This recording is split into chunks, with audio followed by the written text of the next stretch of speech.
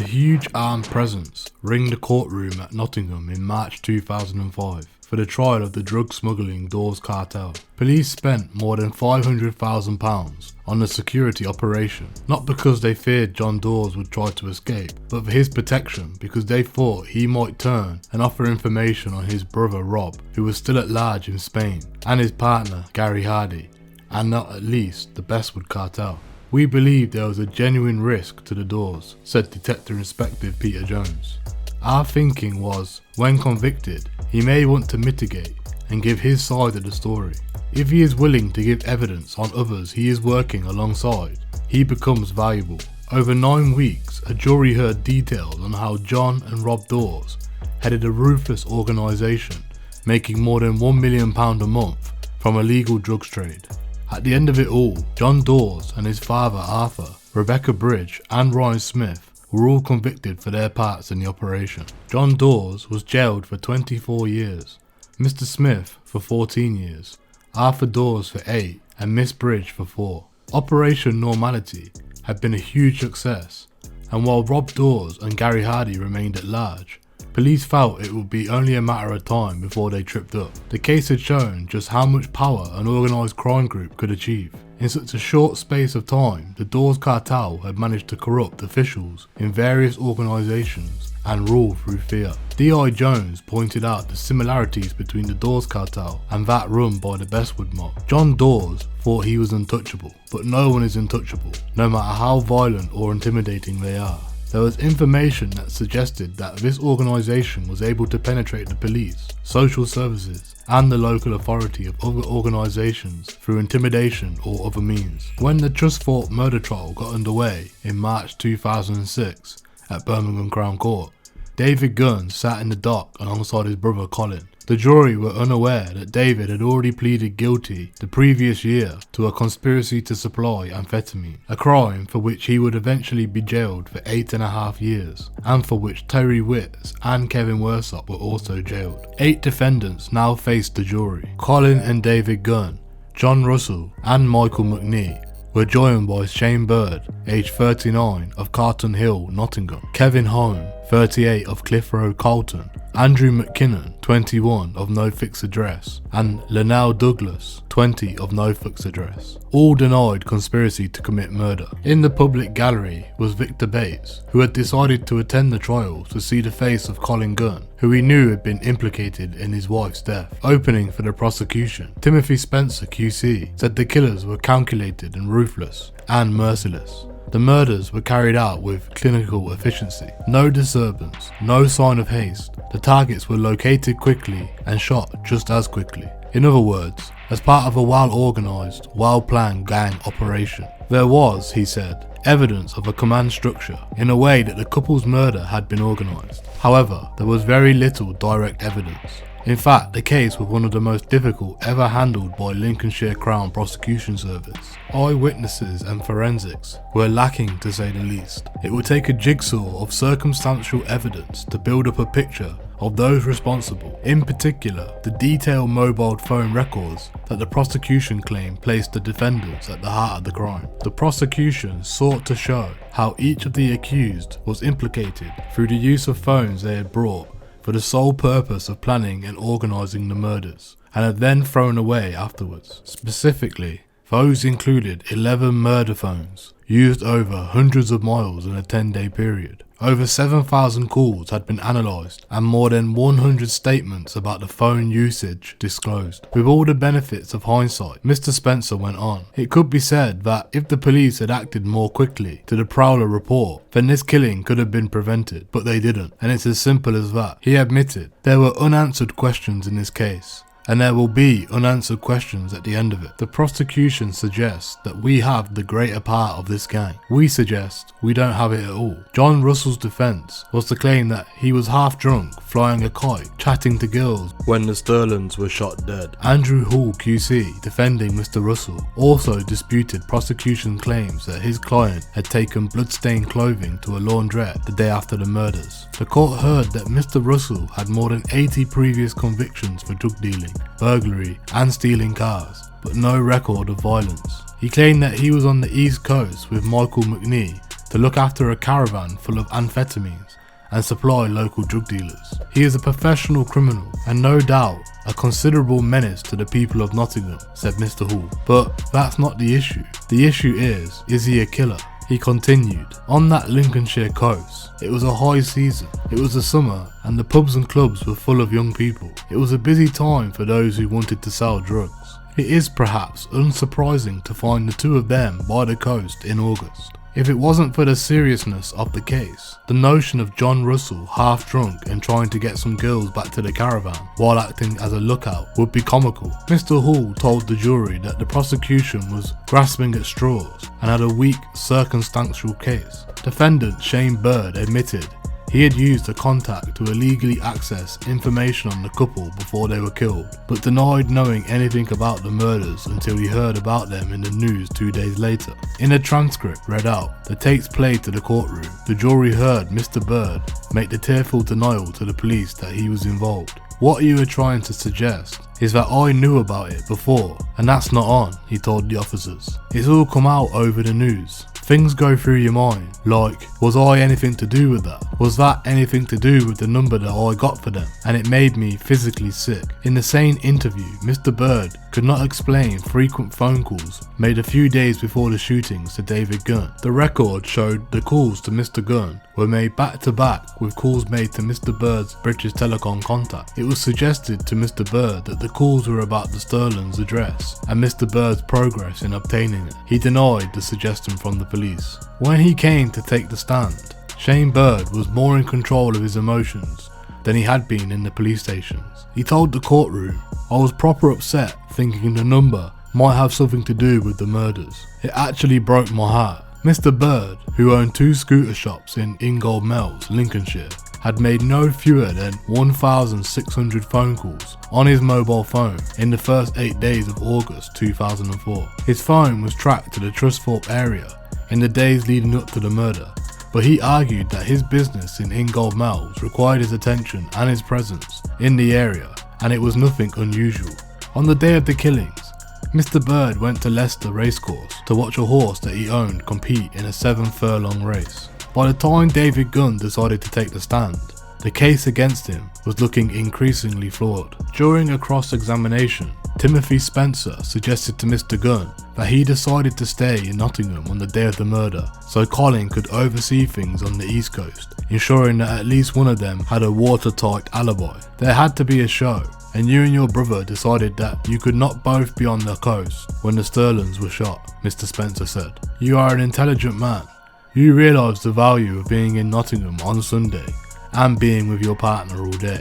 Your role was to be an organiser, the setter up, and that's why you did not go to the caravan on the coast. It needed one of you to be on the spot, hands-on, making sure things went to plan, and that was his role. David Gunn had previously told the police in interviews they had no evidence against him. At the end of it, apart from you putting me in a few places using my phone, you haven't really got me doing anything. I'm shocked you've got me here, he said after being arrested. Now he was being even more empathetic in his denials. Trevor Burke, his defence barrister, asked him about the suggestion that the messages he sent concerned about 2 Beretta handguns. That is complete nonsense, Mr. Gunn told the court. I've never even seen a Beretta firearm. He also said neither text message had been received in any case. He had spoken to his brother later on another number and told him he was on his way to Lincolnshire with a cannabis joint on the 5th of August. It suggested you handed one of the firearms in anticipation of the murder, said Mr. Burke. No, that's not true, replied Mr. Gunn. The jury would believe David Gunn's explanation about the mental text message and ultimately his alibi. With David Gunn in the clear, the calls that Shane Bird had made to him became an irrelevancy as well. The jury deliberated for more than 26 hours. On the 29th of June, they returned and delivered guilty verdicts against Colin Gunn, Michael McNee and John Russell. The other 5 men, including David Gunn, were acquitted. At least 12 security guards packed the dock, with the police stationed at the door. The judge pronounced sentence the following day. He jailed all 3 for life and ordered that Colin Gunn face a 35-year sentence before parole would even be considered. It meant that in all possibility, Colin Gunn would be spending the rest of his life in prison. Colin could not yet be named in the press because he still faced a corruption trial involving DC Charles Fletcher, but it did not stop him launching a tirade of abuse against the jury and the judge, Mr. Justice Tracy. Colin was the first to hear the jury's verdict. He turned to them menacingly and snarled, "Thank you, you scumbags. I hope you die of cancer." As he was led away, he called the female foreman of the jury a slag and a whore. He then directed his anger at the judge, calling him a paedophile. The judge, undeterred, continued making his statement about Colin Gunn. "This was a murder which shocked the nation. You are a crook, a villain, a large-scale drug dealer. You were the leader of this criminal gang. To your gang, your word was the law. The utterly evil nature of what you did shows that you, as a criminal man, are prepared to commit the ultimate act of criminal violence as and when it suits your purpose. You are prepared to do that due to your perverted desire for revenge. You are a man who would not let anything stand in your way. You would, I do believe, do the same thing again." John Russell gave the judge the middle finger as he was sentenced. David Gunn subsequently issued a statement which read, "Since my arrest, I protested my innocence, and yesterday the jury, thank God, believed me. The last 18 months have been the worst of my life. Being incarcerated and not being able to see my partner and my children has broken me. I hope now to rebuild my life with my family and close friends. And finally, I am truly sorry to the Sterling's family lost." His estranged wife, Sandy, told the Nottingham Evening Post, "Colin had asked David and I if he and a few friends could use the caravan in Ingold Mills for a break, as it had been a really tough time for all the family after Jamie died. When we heard what had happened to the Sterlings, we were both shocked. I always knew David had nothing to do with their deaths. He did drive down to join Colin and the others for a drink, but he didn't stay long. But a few weeks after being cleared of conspiracy to murder, David Gunn faced sentencing for the amphetamine seizure. When he was sentenced at Derby Crown Court, the prosecutor, Andrew Eastill, described Mr. Gunn as the leader of an organised crime group who was at the heart of a massive trade of amphetamine. The self-confessed colonel, alongside a second-in-command, Terence Witts. Through covert surveillance, the court heard police tailed the two men as they arranged the collection and distribution of thousands of pounds worth of Class B drug on a weekly basis. David also talked about his connections in South Africa, which was set up to help the jobless gang launder their money abroad as they strove to avoid detection. He was convicted, by his own words, by a reams of damning evidence from an electronic device placed in his car and in around his houses. Mr. Gunn was using throughout 2004 and 2005, allowing the police to discover more about their businesses than they thought possible. Mr. Eastill told the court, "Any doubt about David Gunn's role and authority in the operation was taken away by the listening device in the car. The bugs had recorded him regularly talking about new loads or deliveries." Mr. Gunn's barrister, Craig Ferguson, used his client's association with his notorious younger sibling as mitigation. By virtue of his name and association with his brother Colin, it is plain that he has achieved a certain level of notoriety. Many judges in Nottingham will know of the Gunn family by virtue of their day-to-day jobs. The issue arises as to whether there is any prejudice, whether he can receive a fair sentence. Mr. Ferguson said that there was a distinction in character between Colin and David Gunn, an argument, he said, that was proven by David Gunn's acquittal for the Sterling's murders.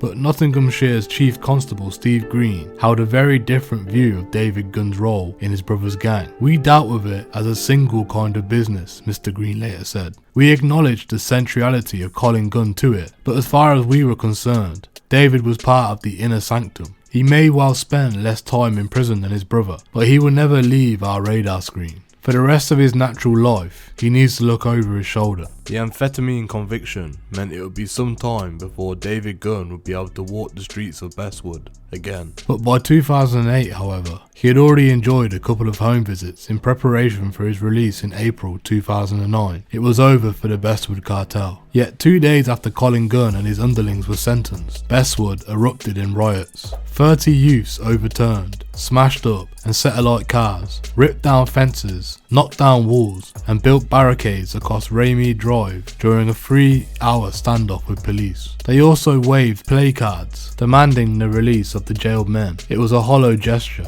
This is the last hurrah of the remnants of the people who knew that their time has gone, said Nottingham North MP Graham Allen. Their leader has been given nearly 40 years in prison and is not likely to see the light of day, so they now are feeling the squeeze. These people have realised that their days are numbered and they can no longer rule in the roost of Bestwood. Pat Chambers, one of the community leaders of Bestwood, said that the estate needed to leave the memory of the Guns behind. The godfather, that was Colin Gunn. He was the boss, and everybody was frightened of him. If you had a problem, you didn't go to the police. You went to Colin, and Colin sorted it. But there was a tenderness as well, and he had a very good PR in the fact that he helped people. He gave them money for fireworks displays for the kids. People loved him. He was a Robin Hood because if you was in trouble financially, he would help you. At any given time, you could call on him. It took a long time for this culture to turn itself around, and now it's turned round and we are on the way up. Detectives Chief Superintendent Phil Davis, the man to whom a lot of credit must go to in pursuing the Bestwood cartel to the end, and who spent many a night sleeping on the floor of the operation room as the investigations gained intensity, describing the 90-odd operations against the family as akin to fighting a form of terrorism. The difficulty in getting the Mr. Biggs is similar to that trying to take down the IRA leaders in Northern Ireland in the early 1970s. There was no evidence behind the alleged IRA activity. Some criminal networks in Nottinghamshire were organised like IRA hierarchies using the cell system. Anyone tried to deal drugs or commit other crimes inside their patches would at least get a good beating. One of those cells, what might be termed as an intelligence unit, was the next to be dealt with. Jason Grocock, David Barrett, Darren Peters and Kevin Warsop all pleaded guilty in 2006 at Birmingham Crown Court to conspiring to commit misconduct in a public office in connection with a corrupt detective Charles Fletcher. Mr. Grocock and Mr. Peters were jailed for 4 years, Mr. Barrett and Mr. Warsop for 3 years. The police also finally caught up with Jamie Neal. Though the 39-year-old was a wanted man for his role in corrupting a police officer and for questioning about an attack on an undercover officer, he had been flying in and out the country numerous times from Portugal or Spain for more than 12 months. He was working the doors of a nightclub in Portugal when police finally lifted him and brought him back. He had promptly pleaded guilty to conspiracy to pervert the course of justice and commit misconduct in a public office at Nottingham Crown Court and received a 3-year sentence. Mr. Fletcher himself pleaded guilty to 1 count of conspiracy to commit misconduct in a public office and 2 counts of conspiracy to pervert the course of justice. He was jailed for 7 years in October 2006. In return for his services, he had received discounts on designer clothes at Limey's store. His conduct was unsophisticated, said his lawyer, Hugh Davis. In payment, he received suits which are of no use to him where he is now, and he will be out of fashion when he gets out to wear them next. His motivation is source material for forensic psychologists rather than his counsel. Perhaps he found it exhilarating to be involved with criminals. After his conviction, Mr. Fletcher sent a letter to his former colleagues attempting to explain why he had done what he had done. The letter read, "I suppose you're wondering why it's taken me this long to write and offer some sort of an explanation. To be honest, it's taken me this long to come to terms with the shame of my actions, but most especially to the betrayal of all my old colleagues. The answering why. I feel my greed, vanity and naivety were to blame, and the fact that I didn't have the strength or courage to face up to my wrongdoings and tell someone before the inevitable happened. I was blind to the consequences of my actions and chose to ignore them. So selfishness has played a big part in my downfall, as I showed no regard for how my actions would affect my family,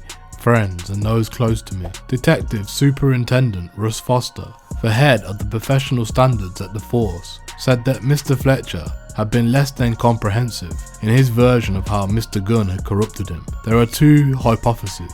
One is that he infiltrated Nottinghamshire police purely to supply to organised crime groups or the criminal fraternity, or he joined Nottinghamshire police, became vulnerable, suspectable, and was corrupted by these individuals while serving as a police officer. I'm not certain which of these 2 theories are correct. Mr. Fletcher has given us no indication. In May of 2007, it was the deadly John McSally's turn to face justice.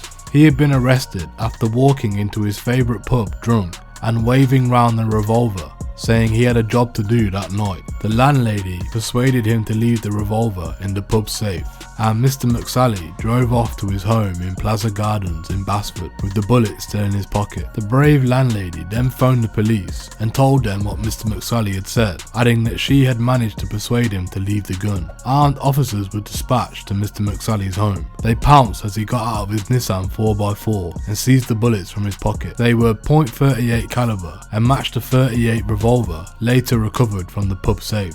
Mr. McSally could only say, "You planted those on me." A jury at Leicester Crown Court did not agree. They convicted Mr. McSally, aged 50, of the murder of 46-year-old Patrick Marshall outside the Park Tavern in Basford in 2004, and of the attempted murder of the youth worker Derek Sr. in May 2003. The pub landlady, who had been in regular contact with the police from the middle of 2004, gave vital evidence to help bring him to justice. Mr. McSally boasted that he had shot Derek Sr. for 3 bags of sand, which he explained was £3,000. He even boasted about shooting Joan Sterland, and although later evidence emerged that he had been somewhere else that day, his phone was linked to the Lincolnshire area in the days leading up to the murder, suggesting that he may have been involved in the planning. The judge jailed him for life and told him that he would serve at least 35 years. "You are an incredibly dangerous man," said Mr. Justice Pictures, ready for the money to kill without a second thought. Mr. McSally, who according to his boast had carried out 5 murders and at least 11 punishment shootings, did not react to the verdict other than to tell the judge that the sentence would be no problem. Police believed that Mr. McSally had received some help with the getaway car on Patrick Marshall's murder from a man called Craig McKay. They recovered the Volvo used in the murder, which had Mr. McKay's fingerprints on it shortly after the shooting. In the glove compartment was a bill addressed to Colin Gunn and 3 pictures of his brother David. After the shooting, Mr. McKay was found severely injured by the side of the A608, close to junction 27 on the M1. Police believed he had received a punishment beating with baseball bats for being sloppy and leaving the material in the car.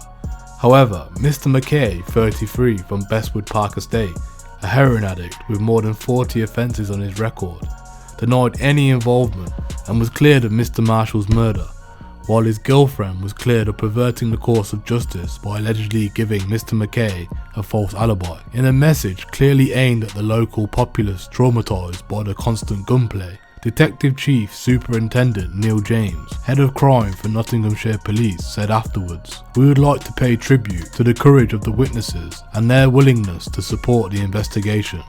A conviction would have been less likely without their evidence. I would also like to reassure the communities of Nottinghamshire that we possess the skills, experience, and the determination to continue to pursue relentlessly the individuals who have historically terrorised communities and committed serious acts of violence. We will leave no stone unturned. Our structures remain in place to tackle these issues and dismantle serious organised crime to prevent it from escalating. We will not tolerate a culture of lawlessness. Our objective is for people who live, work and visit the county to feel safe, reassured and enjoy a good quality of life. We are committed to providing a service we are proud to deliver and one that the public expects." The landlady, who is now in the witness protection program, had her own share of tragedy to deal with, as well as the stress of helping the police. Her son had unfortunately handled the gun in the safe and was himself arrested in connection with Patrick Marshall's murder. The young man would later commit suicide while still under suspicion for the murder he did not commit. Charles Marshall, Patrick's brother,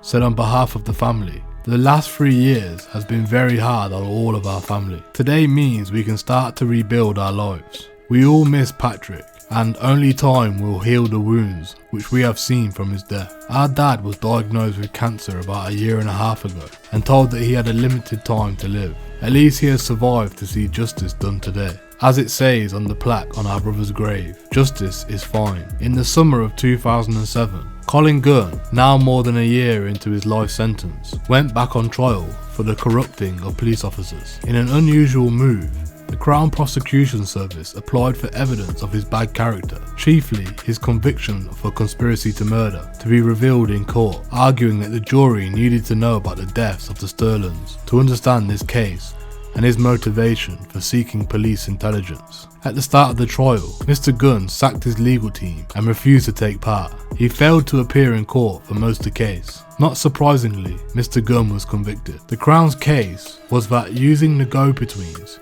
he asked for and received confidential information from Nottinghamshire's police officers, said reviewing lawyer Stuart Laidlaw of the CPS Special Crimes Division. Thankfully, the information he received had limited consequences, in part at least because the main police contact was under surveillance and the police were managing the risks that arose. Colin Gunn wanted to know what the police knew about various investigations which were of interest to him, such as the murder of the Sterlings, the shooting of the jeweller Marion Bates in Nottingham, and intelligence checks, or MOTs as they were referred to, on the suspects. With this knowledge, he hoped to keep one step ahead of the police. In August 2007, Mr. Gunn was jailed for a further 9 years, the sentence to run concurrently with his life term. Only then he could finally be named in the media after previous legal restrictions and the floodgates broke open. Nottingham's godfather of crime, declared the BBC. Brutal gang lord who fell victim to his own drugs, headlined The Guardian. Gangster number 1 finally unmasked, blazed The Sun. The Nottingham Evening Post, which had been waiting for 5 years to expose the extent of Mr. Gunn's evil empire, produced a special 32-page pullout which flew off the newsstands. As the CPS lawyer Mr. Laidlaw said, for a long time, Colin Gunn stayed one step ahead of the law. The law has now caught up with him.